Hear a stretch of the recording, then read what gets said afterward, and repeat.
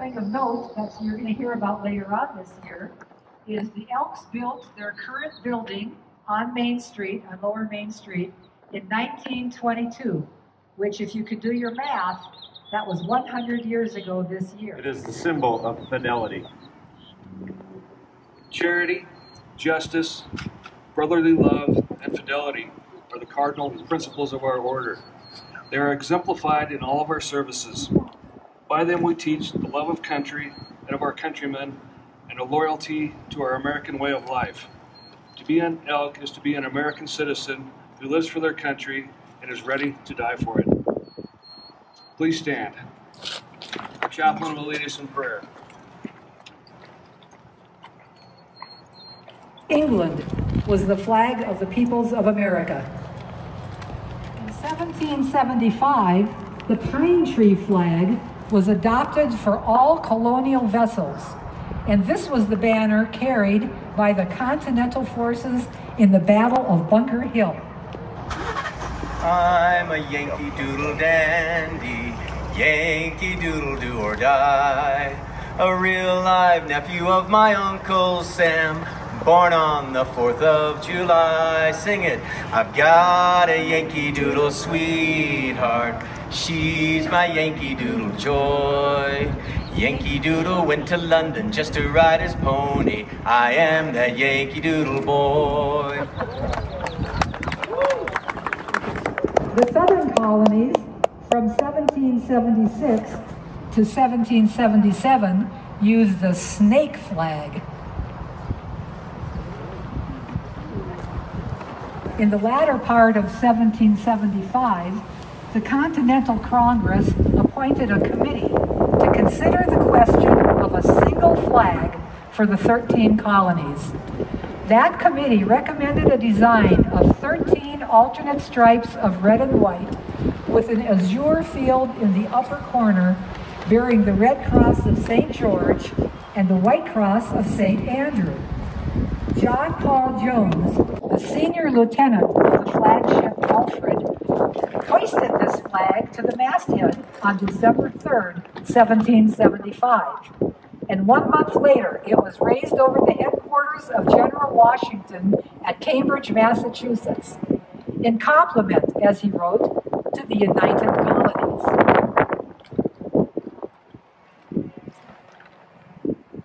This flag, called the Continental Colors and the Grand Union, was never carried in the field by the Continental Land Forces, but it was used by the Navy as its exclusive ensign, and it was the first American flag to receive a salute of honor, a salute of 11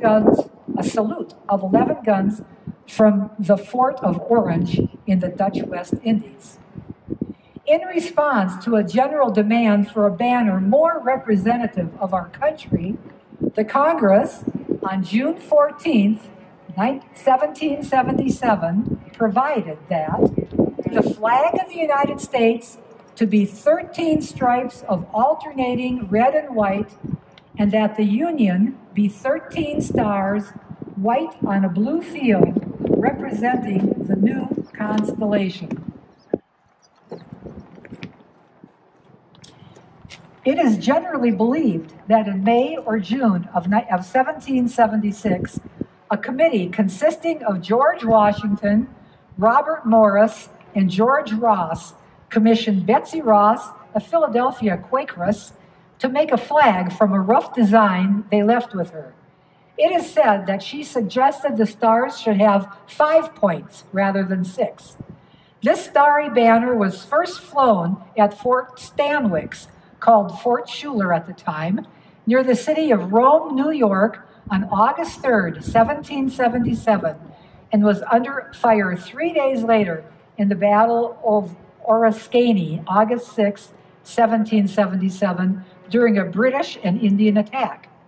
The first official salute to the Stars and Stripes was given on February 14, 1778, by France on the French coast, when the Ranger, under command of John Paul Jones, was saluted by the French fleet.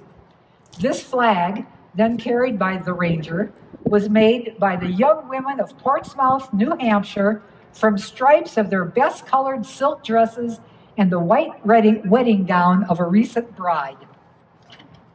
It is said that the same Rangers flag was flown by Jones's ship, the Bon Homme, Richard, in its thrilling fight by moonlight upon the high seas with the British frigate Serapis.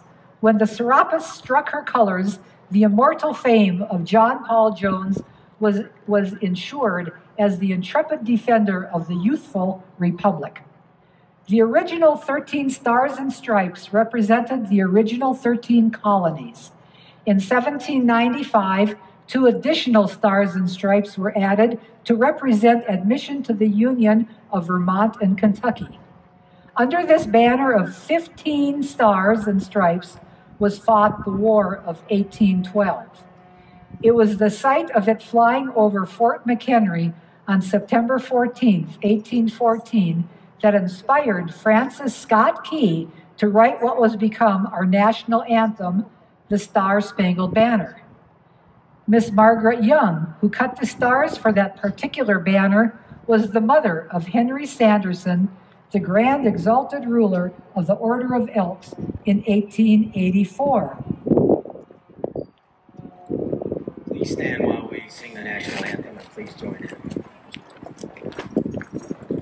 Oh, say, can you see by the dawn's early light what so proudly we hailed at the twilight's last gleaming, whose broad stripes and bright stars through the perilous fight o'er the ramparts we watch, we're so gallantly streaming, and the rocket's red glare, the bombs bursting in air, gave proof through the night that our flag was still there. Oh, say, does that star-spangled banner yet wave o'er the land of the free and the home of the brave?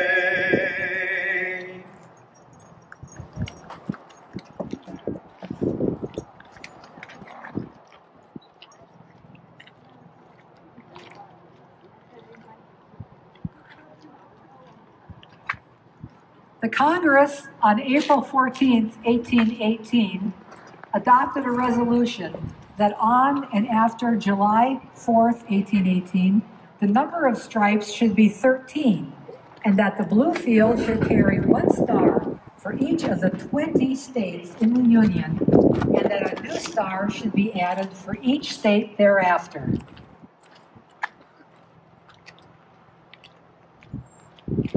Since 1818, there has been no change in the flag design except that 28 new stars were added before July 4th, 1912. And this flag of 48 stars flew over this nation for 47 years until just before the Vietnam War.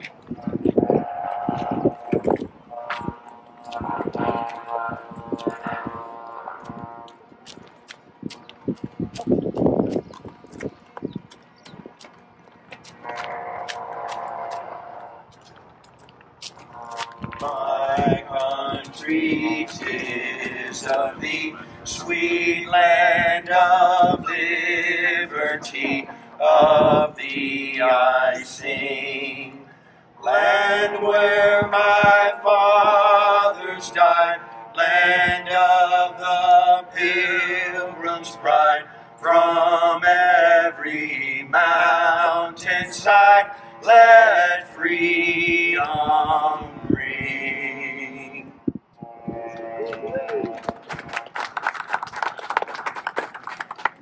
On July 4th, 1959, A star was added for Alaska, our first non-connected state, and a year later, Hawaii, our island state, added a 50th star. Our present flag, 50 stars and 13 stripes, is accompanied by the POW-MIA flag often to recognize the plight and demise of a special group of our armed services, those who were prisoners of war or still remain missing in action. Okay, Dusty.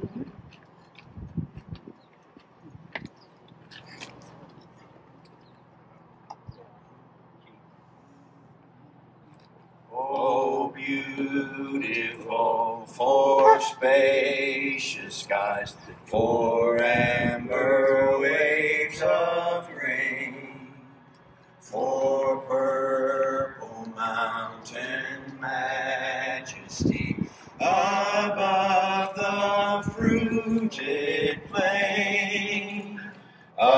America,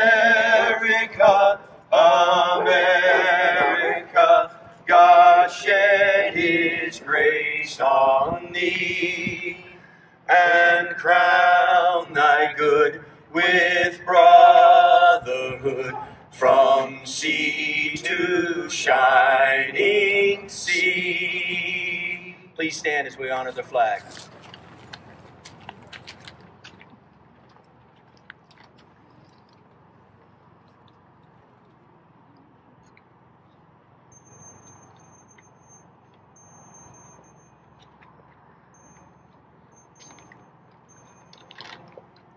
As this emblem is first in our hearts as loyal Americans, so is it close to our altar as loyal Elks.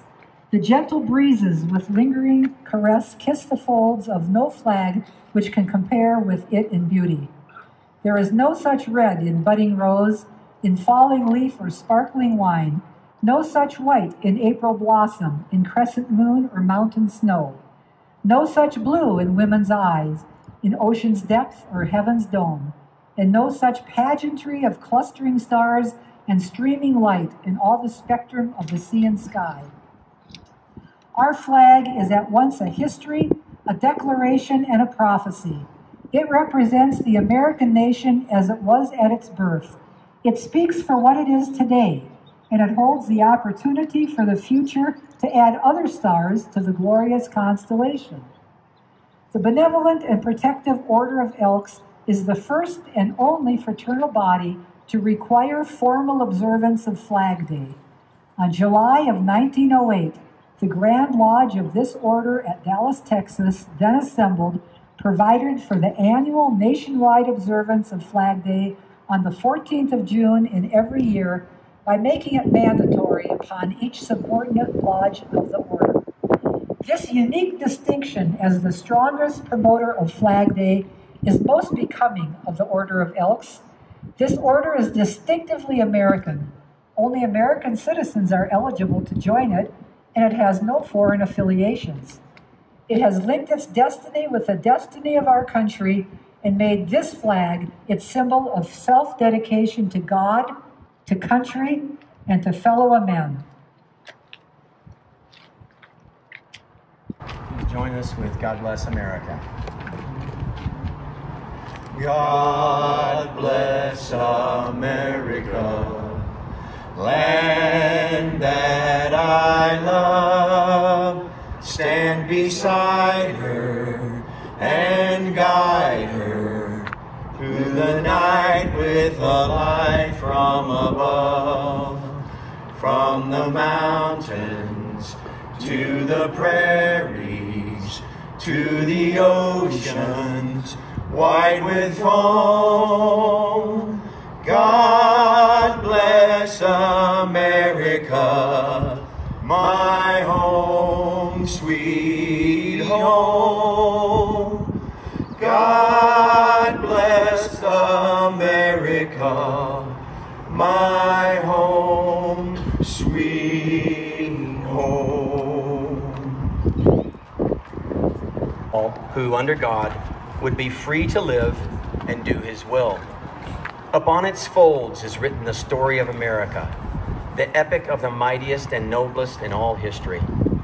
In the days when peoples of the old world groveled in abject homage to the heresy of the divine right of kings, a new constellation appeared in the western skies, the Stars and Stripes, symbolizing the divine right of all to life, liberty, happiness, and peace under endowment by their Creator. To what man or woman is given words adequate to tell the story of the building of this nation? That immortal story is written in blood and sweat, in heroic deeds and unremitting toil, in clearing the primeval forest and in planting of vast prairies where the coyote and buffalo roam. Onward swept the nation, spanning wide rivers, leaping vast mountain ranges, leaving in its path villages and farms, factories and cities, till at last this giant nation stood astride the continent from the Atlantic to the Pacific. This is the heritage of the people of the United States. It has been repurchased by each succeeding generation and must be re-won again, again, and again until the end of time, lest it too shall pass like the ancient empires of Greece and Rome. The price of liberty is eternal vigilance. What was won at Lexington and Concord and Bunker Hill had to be repurchased at Ticonderoga and Yorktown. What John Paul Jones achieved upon the high seas in the War of Independence and had to be repurchased by Commodore Perry on Lake Erie in the War of 1812. The prestige of Admiral Dewey's victory at Manila Bay in 1898 was re-won by the naval battles in the seas about the far distant lands of the Pacific after the sneak attacks upon Pearl Harbor and Manila in 1941 had summoned our country to assume its role in World War II.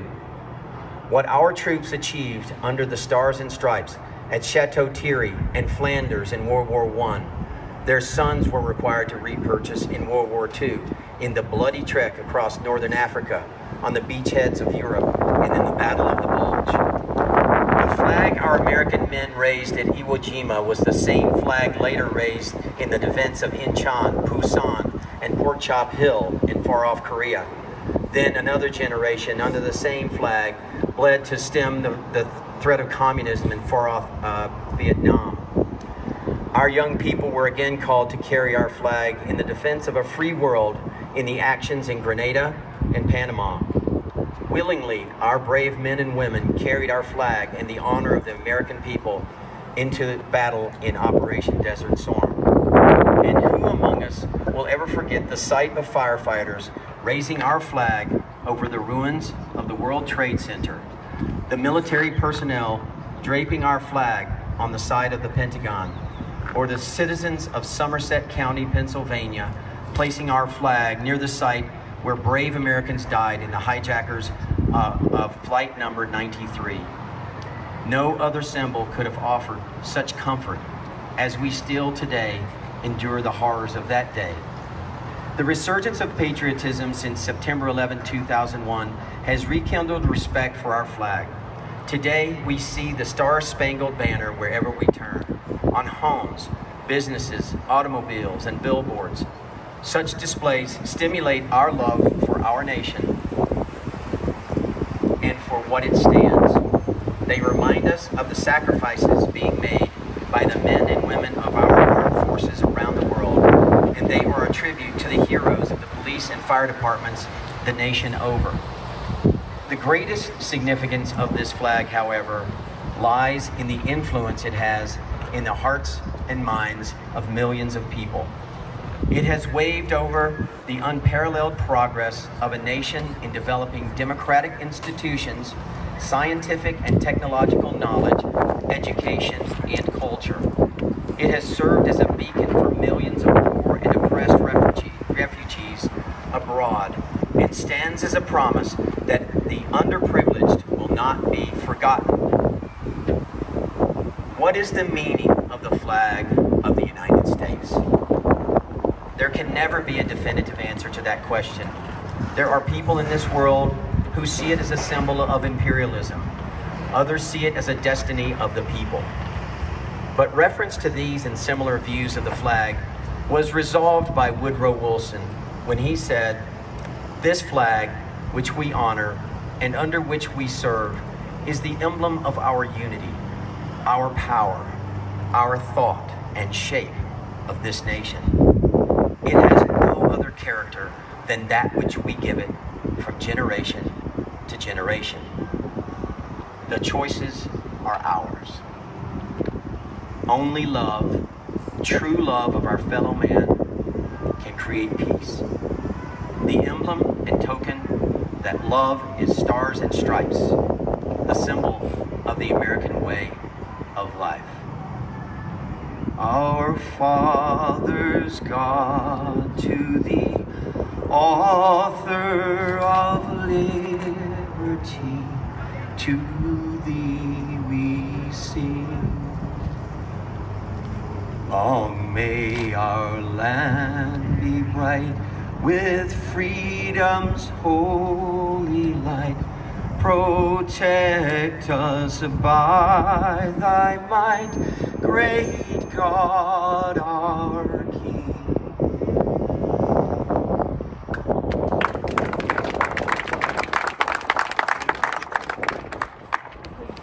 Lodge Esquire, how shall we further honor our flag?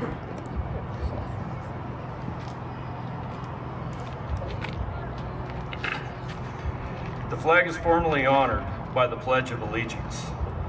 This pledge was written in 1892 by Francis Bellamy and published in the Youth's Companion as part of a patriotic campaign of that magazine. The pledge did not become part of the flag code until 1942, and in 1954, the phrase, "under God," was added.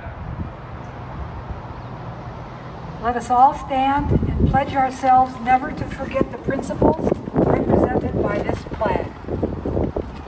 I pledge allegiance to the flag of the United States of America and to the republic for which it stands, one nation, under God, indivisible, with liberty and justice for all. Please be seated.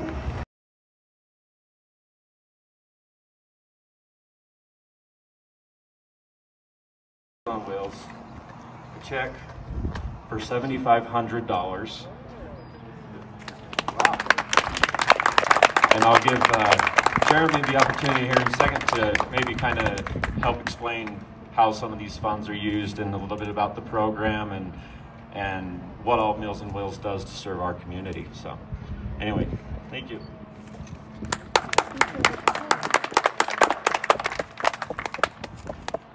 Thank you so much. The Elks Lodge has been so generous. You guys are the biggest donor in Summit County, so the best donor we have here.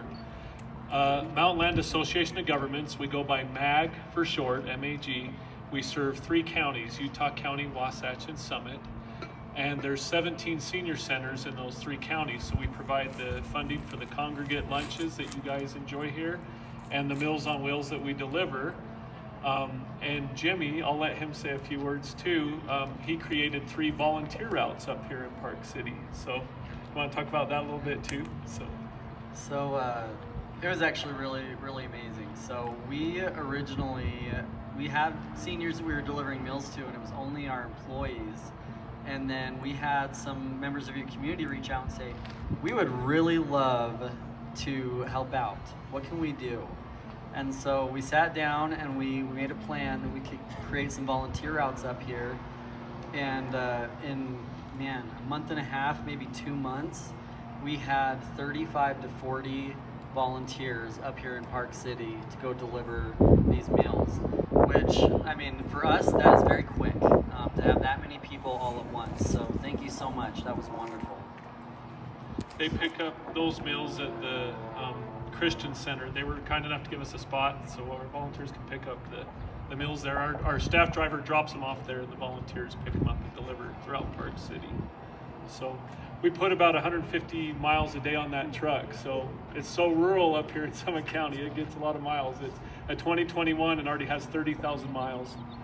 And like I said, the Elks Lodge helped pay for almost half of that truck. So thank you so much, or we'd still be driving an old truck. So way to go.